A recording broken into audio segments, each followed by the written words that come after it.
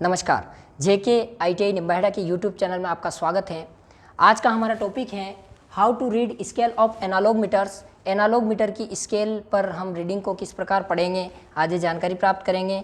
और इसमें मान लीजिए कि बोर्ड पर हमने जो है एक वोल्ट मीटर बनाया हुआ है और पिछली वीडियो में हमने देखा था कि वोल्ट मीटर पर क्या क्या सिंबल बने हुए होते हैं, उनका क्या अर्थ होता है, मीटर को कैसे रखना है, मीटर किस क्वालिटी का है, उस बारे में हमने जानकारी प्राप्त की थी। आज हम इसकी स्केल के बारे में जानकारी प्राप्त करते हैं। इसमें देखिए एनालॉग मीटर के अंदर एक स्केल होती है और एक पॉइंटर होता है।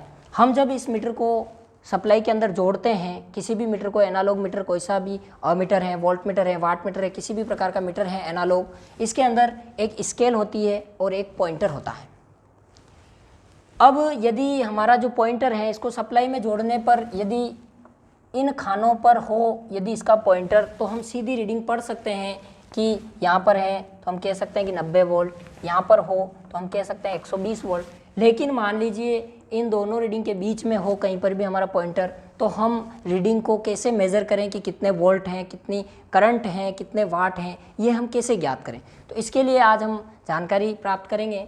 तो देखिए, सबसे पहले रीडिंग ज्ञात करने के लिए पूरी स्केल के ऊपर जो भी रीडिंग अंकित होती है उन रीडिंग का अंतर जो आता है वो अंतर सेम मिलेगा आपको। तो देखिए 30 में से 0 घटाएंगे तो 30 अंतर आएगा। उसी प्रकार यदि आगे बढ़े 120 माइनस 90 करें तो 30 अंतर आएगा। उसी प्रकार यहाँ 240 माइनस 210 करें तो 30 का अंतर आएगा। तो सबसे पहले आपको पूरी स्केल पर जो डिफरेंस होता है दो वैल्यू का, उसको आपको ज्ञात करना होगा। तो यहाँ पर यदि हम अंतर देखें तो 30 वोल्ट का अंतर है। 30 वोल्ट कहाँ से, ये 240 माइनस 210। ये क्यों लिया? क्योंकि हमारा जो, यदि हम अभी पॉइंटर देखें तो हमारा 210 और 240 के बीच में हमारा पॉइंटर रुका हुआ है, तो हम इसी का अंतर लेंगे।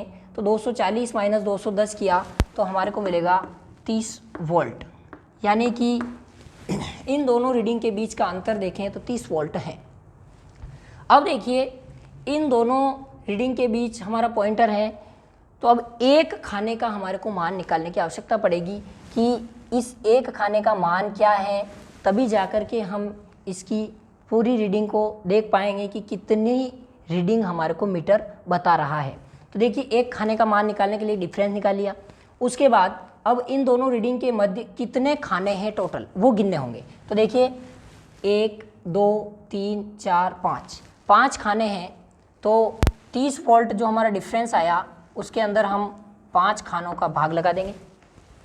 तो इस प्रकार हमारे को मिलेगा, एक खाने का जो मान मिलेगा वो मिलेगा 6 वोल्ट के बराबर। यानी कि ये जो एक खाना है, ये एक खाने का जो वैल्यू होगी वो 6 वोल्ट के बराबर होगी। ये सेम चलेगा, पूरी स्केल पर सेम रहेगा। जैसे देखिए यहाँ पर यदि हमारा पॉइंटर है तो ये हमारे को बताएगा 6 वोल्ट, यहाँ पर है 12 वोल्ट, यहाँ पर 18 वोल्ट, यहाँ पर 24 वोल्ट, यहाँ पर 30 वोल्ट। तो इस प्रकार जो है आप एक खाने का मान निकाल सकते हैं। अब जैसे एक खाने का मान आया, अब हम यदि इस मीटर को देखें तो अभी कितने वोल्टेज बता रहा है ये वोल्ट मीटर, ये चेक करने के लिए देखिए 6 वोल्ट हैं। हम यहाँ पर यदि हमारा पॉइंटर होता तो 210 वोल्ट पूरे हैं, लेकिन 210 से ज़्यादा वोल्ट हैं। अब कितने हैं तो देखिए 1 2 3, 3 खाने पर हमारा, तीसरे खाने पर हमारा पॉइंटर रुका हुआ है। तो यहाँ पर हम 6 6 6 3 बार प्लस करेंगे तो कितने हो गए 18 वोल्ट। 6 × 3